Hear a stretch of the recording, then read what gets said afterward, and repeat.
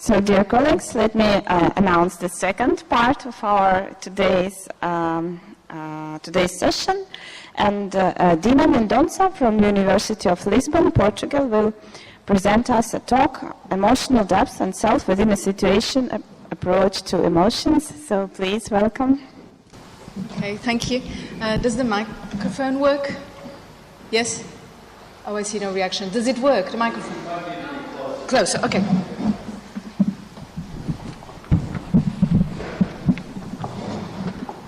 Is that better? Okay.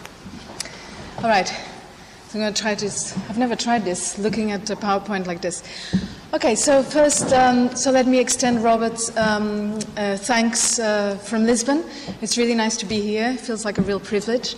Okay, so really I'm trying very hard to spread the word that the best way to look at emotions is through a situated approach. And today I'm going to use emotional depth to do it. All right. Now, okay, hold on, because I'm going to do this. Oops.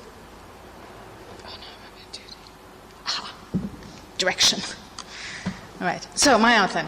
So, first I'm going to talk a little bit about what has been said about emotional depth, and then I'm going to connect it to how is it that emotional depth is connected to the notion of self.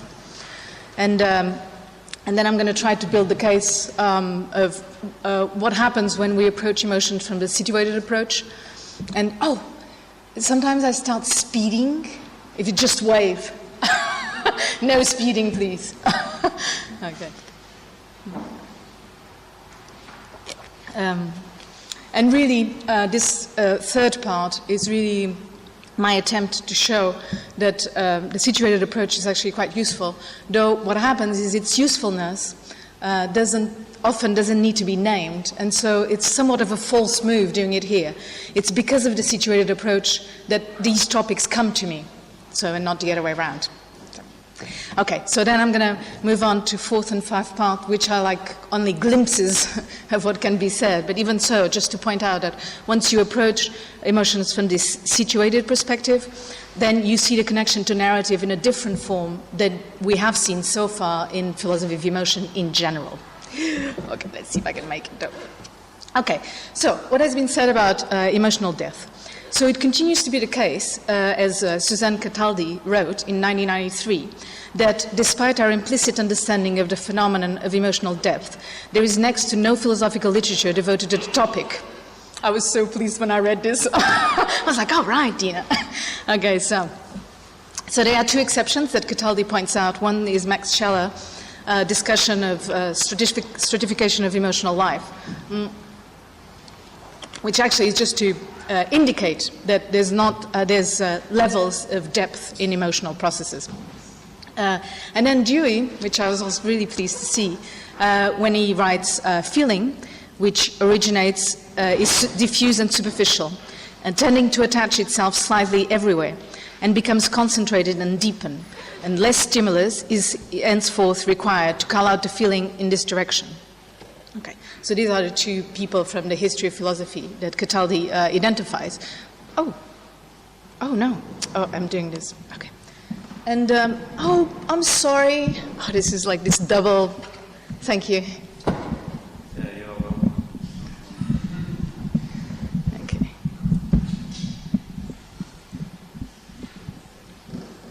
Fine? Yeah. Okay. Thanks. Okay. So, and to these exceptions, we can add Cataldi and another person, which is Pygmaea, which I will talk also a little bit. So in this work, Cataldi tries to explore emotional depth in this, focusing on Merleau-Ponty. And I'm really, it's sort of an unfair maybe use of Cataldi's work, because really what I'm interested in is what does she have to add to emotional depth that can make us think better about the subject. Okay, so she explores emotional depth in light of perceptual depth. And she argues that, I quote, "Since we do not experience deep emotions over things that are manifestly superficial, I assume when I began this project and take the position throughout it that emotional and perceptual depths are intertwined, and that the meaning of depth are, in both cases, essentially the same." Oh, I forgot to see my time, sorry. So some of the things she says raises many problems, I think. One of them is it's not very clear that you can't have depth in face of superficial emotions. So one might feel deeply other people's superficial emotions, for instance. Okay. Right. But one of the interesting points is she assumes that death is translated in our vocabulary of emotions. So she writes that not only we differentiate in terms of movements of emotions, so, you know, there's different types of love intensity. So liking ice creams would be different than loving somebody's son. So we identify depth in verbs, but we also identify in the names we have for emotions, right? So she writes, remorse, rage, and agony are respectively deeper than regret, anger, or pain. And just as cruelty is deeper than spite, awe is deeper than admiration, sorrow is deeper than sadness, joy is deeper than gladness, reverence is deeper than respect, and so forth. Now, we can actually disagree with exactly how she labels the strength of depth in all these terms, especially if we move from language to language. But the important point is just to say somehow depth is mirrored in our language. Okay. Okay. So next we have the second contribution we have in the history of philosophy of emotions now is Pygmaea in this book Sound Sentiments, Integrity in the Emotions. And Pygmaea, one of the things he does, he separates intensity from depth. So he says that deep emotions affect us intensely, but emotional intensity is not the same as emotional depth. So I quote, he says, yet surprisingly, there is no more than a grain of truth to his natural idea that deep emotion is emotion strongly felt. The potential differences are striking. For a start, passion is not always profundity. An excess of intense feelings, such as a tantrum, the frights, or giddy elation, may just be as excessive, an excess of it. Right? And then he establishes depth in terms of belief, right? The truth of the judgment, and the concerns at stake. So if you make a mathematical calculation of this, then you get depth. So again, I'm not going to go into deeply about what he says, but I just want to point out that he separates intensity from depth, and that he equates it in terms of judgment. So he has, you know, this type of cognitive and assumption about emotions. Okay, so one of the consequences of this for Pygmaea is that he establishes a direct link between depth of emotion with excellence of character. So he writes, a consequence of this would be that emotions can be adequate to their subjects morally, and it does not seem that an emotion can be profound unless it is morally adequate, where its subject has a moral status. Its specific character that may serve as analogous to a value. Thus, for instance, sentimental emotion strikes us as both hollow and as contemptible. So, and he goes on to say even, you know, stronger claim, depth of emotions then may reflect excellence of character. Through such emotion, a person participates as fully as possible, both in his own life and that in the world through which he passes. By the same token, deep emotion is a reflection of the world. So one of the things I want, so this is arguable and I'll point to some reasons why, but I wanted to point out that, so not only depth is connected to, you know, truth for Pygmaea, but also connected to the sense of how we see the truth of the world, right? I'm doing like two tasks at once. Okay. So I'll use Pygmaea's own statements to show that what he says can't be completely right, because he acknowledges that, you know, it's possible to fall into process of self-deception about our own emotions. In fact, he argues, I think well, that we tend to look at ourselves in a way that we choose emotions that promise advantage of power and moral advantage and sort of reaffirm our desire of our own personal qualities. So, and he goes to the extent of saying that emotions, we choose these emotions that mask at us as to not even see that we are in process of self-deception. So he says, the trapping of one emotion can serve to mask another, so righteous indignation rather than envy or spite, etc., etc. So it seems a bit weird that Pygmaea would say that deep emotions sort of reflect an excellence of character when we can mask our own emotions, so we can mask that we have an excellent character, I would assume. But of course, Pygmaea, if he was here, he might say, well, no, but I think of excellence of character in such a way that it excludes, it precludes such possibility, right? So we save from that problem. So I still think, oh shoot, I still think it's not very convincing. And all we have to do is think that no one aims to have a bad character. And even if we are drawn into concluding that we have a weak character, we have all sorts of cognitive and emotional mechanisms to diminish the impact and not face the truth. So, and even if we were, as brave enough to say that we have an excellent character, the excellence of character would prevent us from actually stating it. So it seems a bit weird that we could have that, right? So this is a sort of standard joke, right? Humbleness is part of an excellent character. So, no one that says that they're humble can be humble. So something similar to that. But it does seem the case that we seem to have this very charitable reading of ourselves. So the criteria that Pygmaea establishes for depth of emotion is insufficient, right, to at least grant us the excellence of character connected to deep emotions the way he describes them. Okay. For ultimately, it would require saying that people with weak characters don't have deep emotions, and that just strikes as immediately wrong. I'm just trying to see if everybody's with me on that. Yeah. So weak character people deserve deep emotions too. Yes? Yes, okay, Daria, thank you. Maybe there wasn't a nod. Okay. Okay.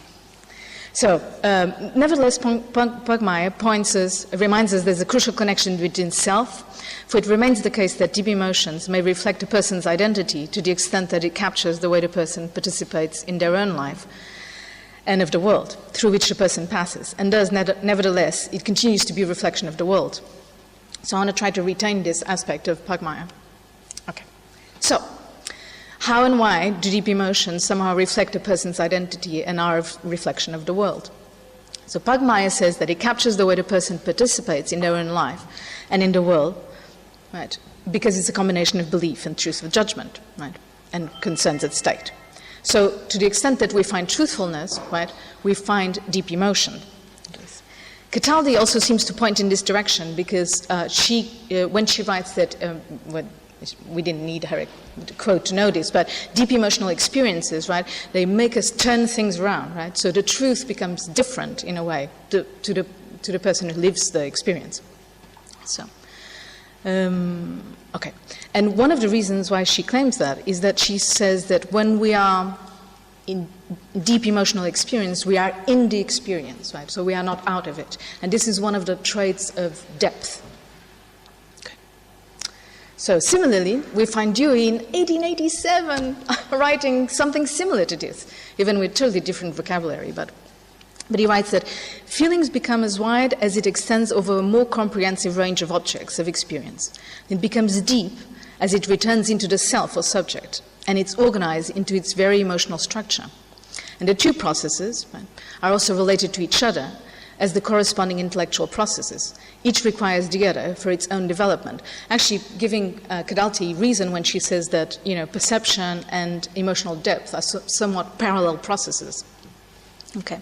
And also giving support to Pygmaea's note on excellence of character, Dewey adds that where a feeling is deepened and intensified at the expense of its comprehensiveness, when a narrow feeling is dwelt upon and given prominence, the result is its isolation, a split in our nature, and resulting unhealthy character and action. So healthy feelings deepens only as it widens.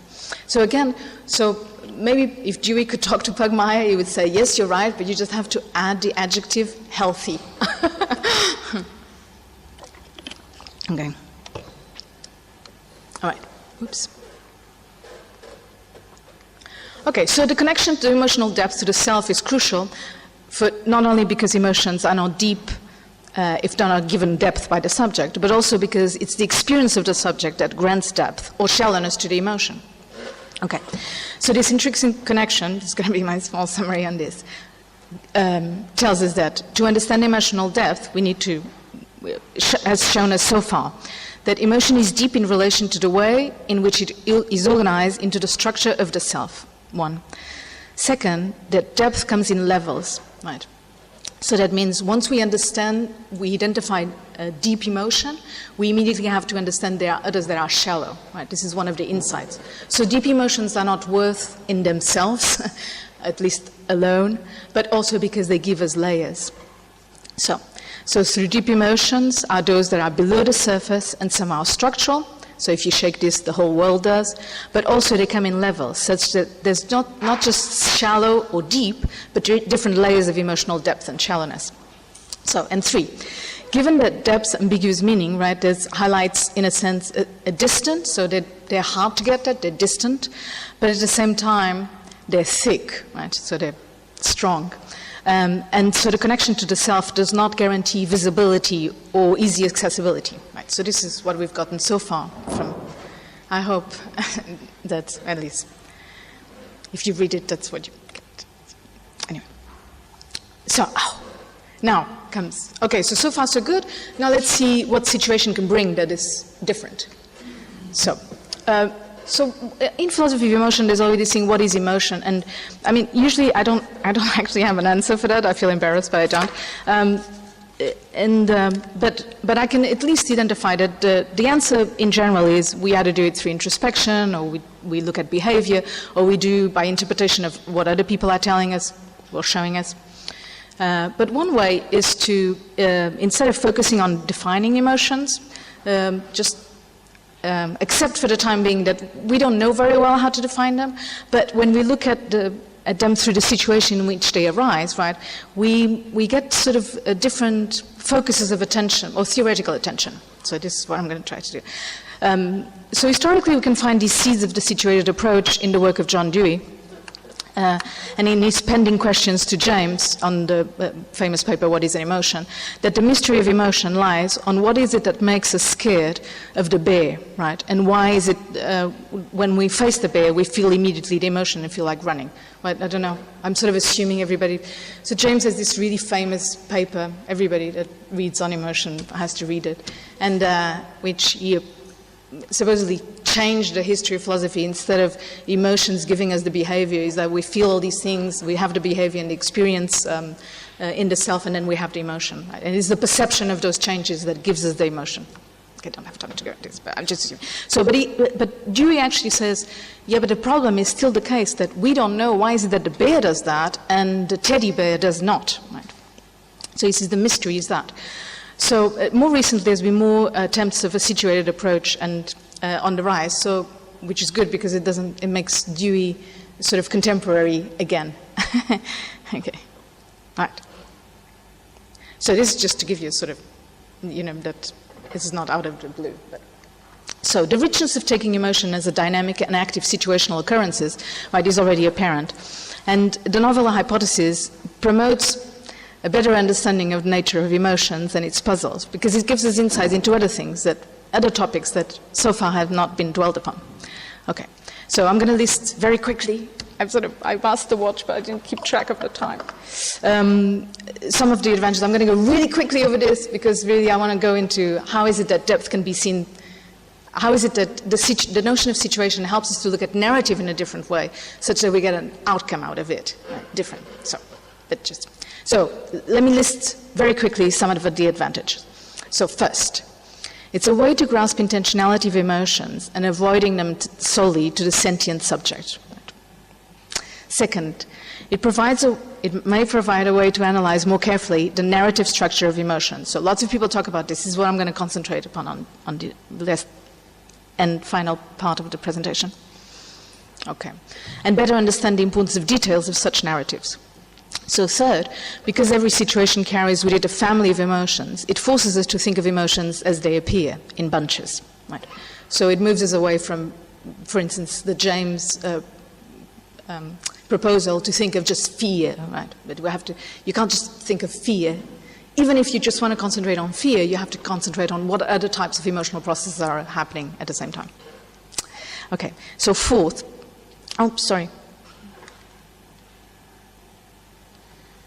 Okay, so my format is changing. Okay, fifth, the situated approach allows for the emotional character of the situation to change with subsequent events, as well as reflection upon it. Right, so this is a movable nature of the emotional identity. Sixth, designing emotional situation opens the way for an explanation of emotional maturity. Right, so far, the things we have about emotions or at least so far as I can see, don't explain why is it that, you know, fear can mature as an emotion, okay, or that you can feel fear in a mature way. Okay, so, and one of the things it has suggested is the importance of meta-emotion in the understanding of emotion from a theoretical point of view. Okay, 7, it provides a more complex way to explain how emotions resonate. In the amazing capacity for empathy and resonance of emotion, there is a mysterious fact that not all emotions resonate the same way for all people at all moments. Right. And finally, it offers a way to explain why certain emotions are clearer and more denotable than others. So, of course, I'm not going to go on to each time deserves a presentation. But, okay. But for the purposes of the presentation, the best way to see it is how is it that taking depth in light of this, right, gives us a new way to look at narrative structure of emotion. Okay. Oh, shoot. Okay. So.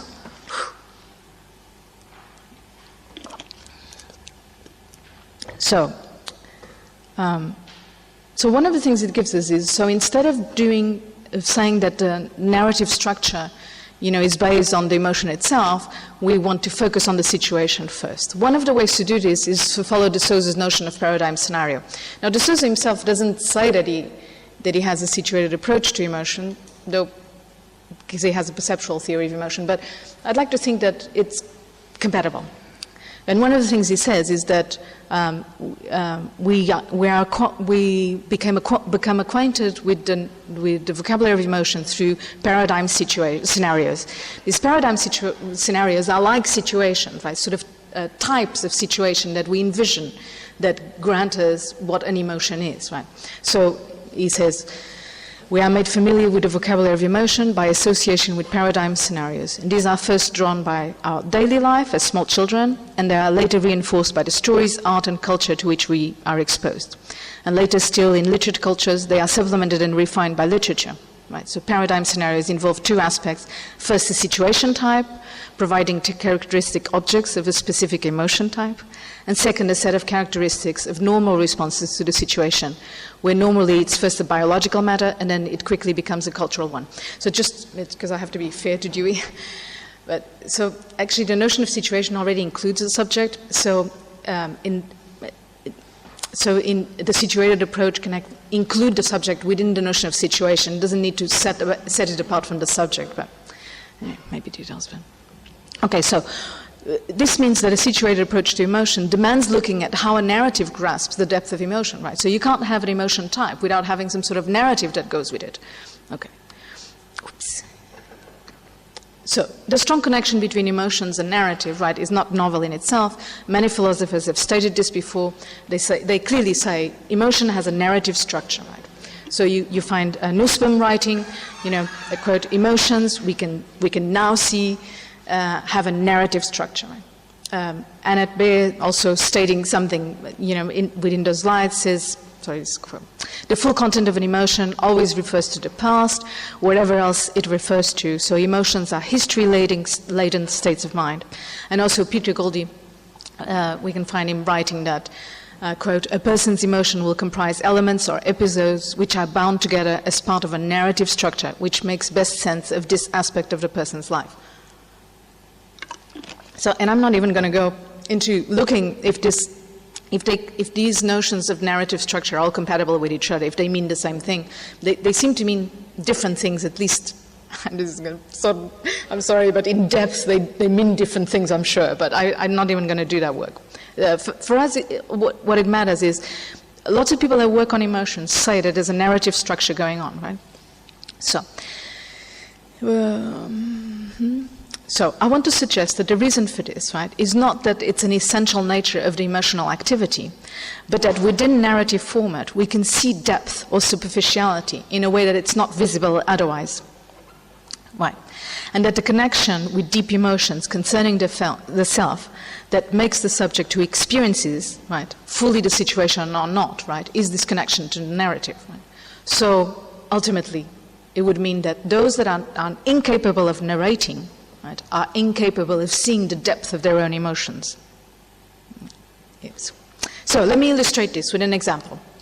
So, typical. Okay, so imagine we encounter someone who reveals a contagious sense of joy and euphoria, right? So this emotional expression may offer different deep emotions. So let's give a different situation, right? So imagine two people expressing this sort of at least similar, emotional expression. So one, you would have a divorce situation, and the narrative of the divorce, right, offers that this person feels sad, miserable, and lost, right? But nevertheless, and this is the outcome of the narrative, the sense of loss makes this person be so overwhelmed by the situation and consequently everything that that person lives, right, that she or he feels prone to feel joy at minimal things. Right? Okay, so there's a sense of euphoria being transmitted.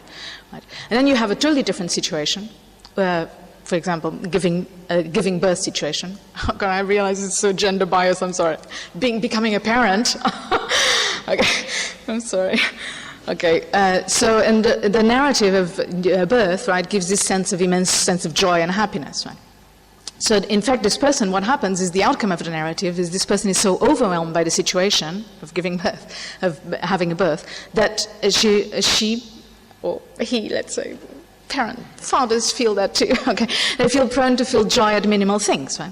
Now, this does not prevent a person to feel sad or even fear or other types of emotions, right, in sort of parallel events. So I'll just give you some examples, right? If you lose the watch of your grandmother, this person, in both situations, right, will feel sad. And this is independent from the narrative that we can say, the main narrative that sort of guides this person's emotional expression. Okay, I don't know how I am for time, but I think I'm like short, so, okay. Okay, so this means that the feeling of euphoria, the type of happy feeling towards all event experience, in the two situations may look the same. And yet, once we are informed of the two different situations that lie behind the scenes, we attach them to totally different qualities. That is, once we know of the tone of the emotional situation that underlies the person's emotional expression, our understanding of that person's emotions becomes more complete. Or we can say, for example, that in the giving birth situation, euphoria is clearly linked to a deep sense of joy, though we would not say the same thing for the divorce position. Okay. So the identification of the situation that the person's living provides a tool for a narrative to place levels of emotional depth and how different emotional layers are related to each other. So, for example, though she or he was really sad of losing his grandmother's watch, she thought how happy that her grandmother would be that she was so happy all the time. And I wanted to give another example because I wanted to move as far possible away as I could from a sort of moral tone of emotional expression. So I'm just trying really to think of another way in which the connection to the grandmother would look less deep. Okay. So though she was she was really sad about losing her grandmother's watch, right? But she thought it was a great opportunity to buy a new one, and so considered herself and consoled herself, saying that how happy her grandmother would be to be standing next to her if she was alive, to choose the watch with her. Right? So we can see a slightly different, it's very subtle, but a difference, right, in the description of the two little stories of the depth of connection to the grandmother, I hope. Is that right? Yes, thank you. Thank you. Okay. So by giving the situation, we can explore the narrative possibilities and distinguish different thickness of emotion and the condition for emotional visibility, and possibly of accessibility of such emotional experiences, right? Okay. So this means that the sense of depth, so narratives enable a certain type of sense of depth, right? So I'm going to list a few things, and this sort of needs work, but anyway. So that means once we know that it's a situation that grants us the sort of narrative structure, and it's the narrative structure that makes it helpful to see the level of depth and shallowness, not of just one singular let's call item of the situation, but maybe several different ones, right? We can see that narratives enable us to, one, it helps us to establish difference between different layers of depth, right? So depth is not given by just one thing. It's not a unitary sort of focal point, but we have different, crucial structures in ourselves, right? So it could be a connection to crucial aspects of life, or crucial events, or it could be difficult aspects of how we are in the world, or how the world is for us, I suppose. Okay, and so that means that instead of judging deep as better than shallow, we might be able to establish why is it that we are deep at certain levels and shallow on others. Okay, so the other thing is it would give us a better understanding of emotional habits such that they sustain emotional life structure, right? So for instance, to use Pygmaea's example, righteous indignation, though it might sound not so nice that that one can use it to hide envy, right? But you can see that righteous indignation may promote a sense of self-worth necessary for daily function, for instance. And in a way, you can see this, the shallowness of this righteous indignation without, can I say this, without necessarily attaching a moral value to it. Okay. So also being sad, miserable, and pessimistic makes the events that go well feel really thrilling, right? So there's all these emotional habits that are connected to how we feel things deeply. And even if somebody wants to change how the shallow emotional expression of their selves, they would have to see what the deep connection is to their emotional structure. And this might give us a way to do it. Okay. So 3, it provides a more complex reading of emotional situations. So not only the notion of situation helps us to see why is it that narrative is useful, but also the notion of narrative itself helps us to see the complexity of what a situation is. Okay. So, and last, I think it's my last part. So further, it would explain why is it that narrative competence, this is for sure, is connected to crucial emotional developments. I actually don't have the quote, but Otley, for instance, is a psychologist, and he clearly points out that children's emotional development changes when they can narrate the emotional events that they live. Because there seems to be a really important connection. Right? Okay. Yep. Okay, I'm finishing. Well done, Dina. Okay, so what can we hope to say on emotional depth in the future? And this is really mostly hopes. So we can say more about how is it that emotional depth is felt and identified, right? So emotional depth must also, I'm assuming, be embodied, right? And so profundity must be some way tied into the way we feel, but we also mask our emotion. So, for example, it's possible that learning not to cry shifts the release of tension. I'm daydreaming here, I don't know if this is true, but I'm just imagining that's possible. Shifts the release of tension from tears to a knot in the stomach, for instance. So this would be the embodied visibility, right, of a certain deep emotion. And this may provide ways to be more specific about certain emotional experience, promote or hinder health, for instance. This is really daydreaming, but anyway, but it sounds reasonable. As well as to provide a way to explain why writing, for instance, about emotional episodes can speed healing. This is really the case. Okay. So, second, links of emotional depth to the cultivation of excellence of character. So both Pygmaea and Dewey seem to point out that there's something about deep emotions that's connected to building character, right? And it would be nice to be able to say exactly how is it that this works, right? Because though Dewey wrote healthy feelings, I hesitate about calling righteous indignation an unhealthy feeling if it helps us to deal with some of the really hard things of the world. So anyway, it needs work, this. But third, establish links for the education of emotion, right? Education of emotion is not like schooling, only obligatory to a certain level. And the way to the identification of emotional depth hinders or fosters emotional education might help us to promote better emotional education. So perhaps even more specifically, how is it that certain narrative competence and interpretive competence is linked to maturity and growth of emotional experience? Okay. And further, understand how is it that we have human connection, right? The emotional depth can provide insights into why is it that there's a difference between contagious emotional processes, right? So if I see somebody laugh, I may feel like laughing, but also processes where you share an emotional experience. Right? I can't go into detail. Anyway, thank you. Thank you very much. Thanks. I hope I kept my time off. So many thanks for your talk about emotions. And questions, please? Okay, so Daniel, receive. Thank you. So let me just clarify what the situated approach to studying emotions means.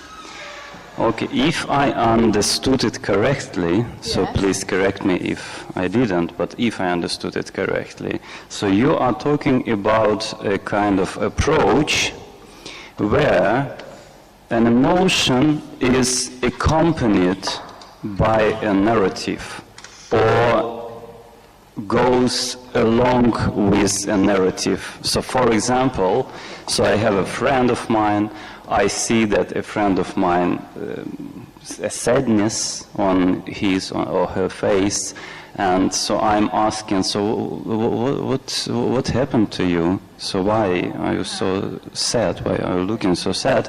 And the person tells me, so I lost my iPhone. Oh, you lost your iPhone, okay. Or the different situation, the same person tells me, oh yeah, I'm getting divorced. Oh, divorced. Yeah. Oh, sorry. So is it, if I understand it correctly, a situated approach means that just we feel a little bit deeper when a narrative, the narrative which goes along with the emotion is a little bit complicated. So is it kind of just just these two combination, emotion and narrative. Okay. The sophisticated narrative, the more deeper so we feel. Or so I missed something. Okay. So thank you. Thank you. First, because it gives me this excuse to talk about situatedness approach to emotion. So the insight first is emotion is more complex than what people are looking at. Okay, how to get at that complexity, right? Because people are doing really difficult work, complex in a certain description of the term at least. So what is it that we're missing? I mean, as human beings. What if emotions, right, were equal to situations? In a sense, they're IDs of situations.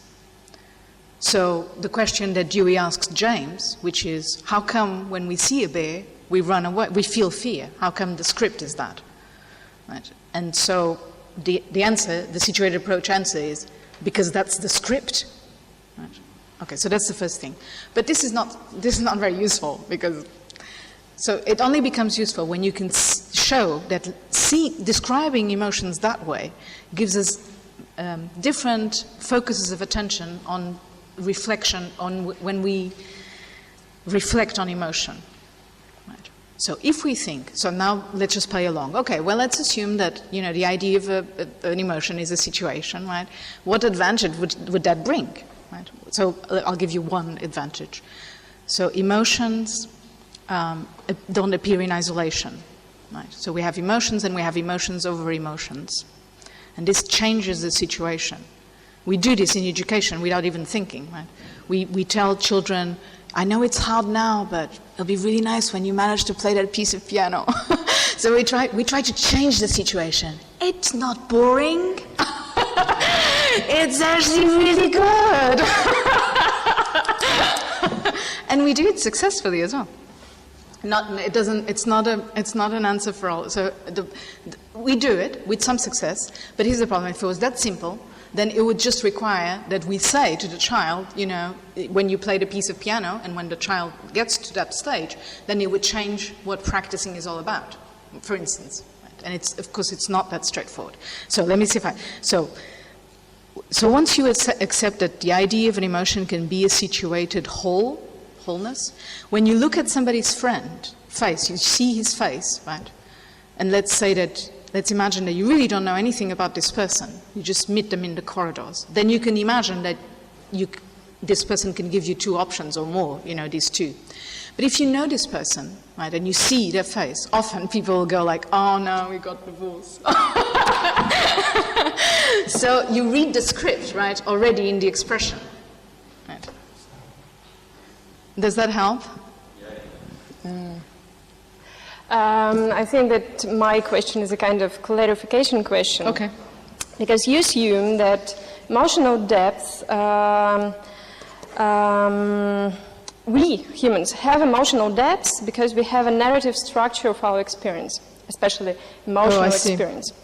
And does it mean that, for example, that other creatures, for example, non-human animals, don't have emotional experience as gradual phenomenon, but they have emotions as a kind of all or nothing thing?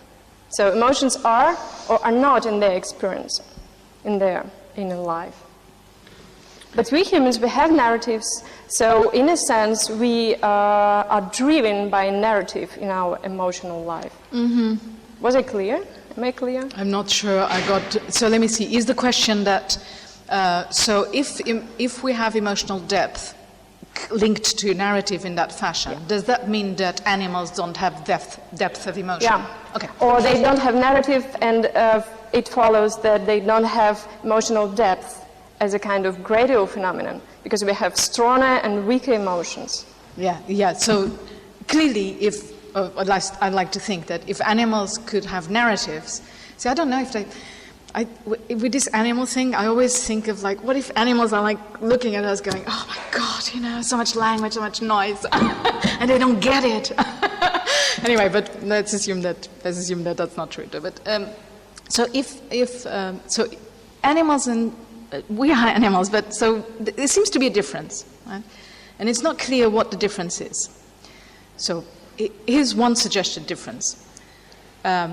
We seem to have more complex ways of doing meta-emotional processes. So, and we can see this by narratives.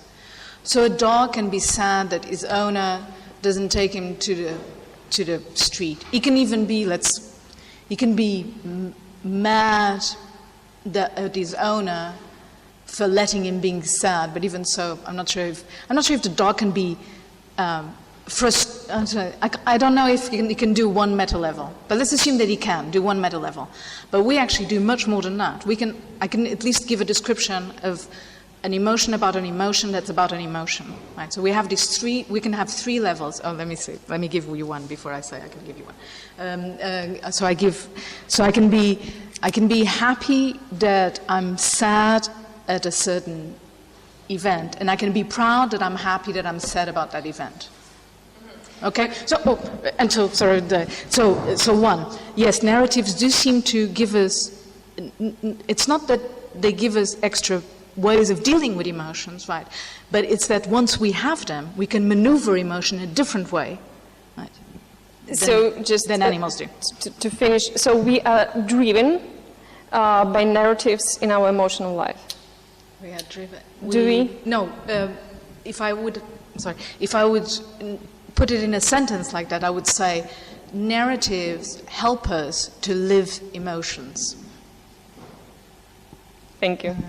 Okay, I guess it was one question. Yeah.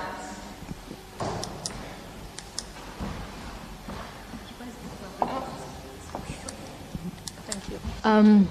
It was basically along the same lines as what Daria was saying. I'll ask one last question, if I may. So I just wanted... Yeah, well, maybe... So I was just wondering why you had this interchange with Daria. Okay. So is it easier to have a deep emotion? Like, is it easier to live through a deep emotion, or is it, on the opposite, more complicated? So, like, in a sense, so if, let's say, if animals don't have deep emotions because they don't have narratives, does it mean that their emotional life is not as, doesn't cost so much to them, as to say, as our emotional life costs to us? Okay, so first, so I didn't explain myself well. I don't think animals don't have deep emotions. I feel a bit hesitant talking about animals because I have this sort of it might seem silly, but I really fear that, dolphins are just laughing at us, so I feel hesitant about saying what they have or what they don't have. But I wouldn't dream of saying that they don't have deep emotions. So my suggestion is more but they lack, at least apparently, the tool of narrative to live their deep emotions. So that's the first thing. The second thing is, so deep emotions, by definitions, are hard to access. Now, narrative may be one of the ways, it might not be the only way, but it might be one of the ways we have access to them. And this means that by having access to them, we can modify, at least partly, our feelings. Did I answer this question? Yes, yeah. I guess so. Thank you very much. Oh, thank you, Mika.